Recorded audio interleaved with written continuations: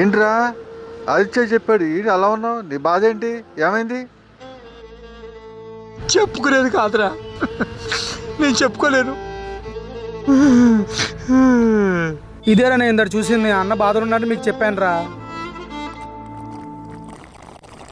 ఏంటి బావా, మనం కలిసి అన్ని పనికి మాలి వీడియోలు చేసాం. ఇంతేనారా మన ఫ్రెండ్షిప్ వాల్యూ? నీ బాధ మా బాధ కాదా? కూర్చోండి రా, కూర్చోండి. బాధను మీరు పంచుకుందా కానీ. అవునరా, నా కష్టం మీ కష్టం అంతా ఒకటే. తాగండి రా.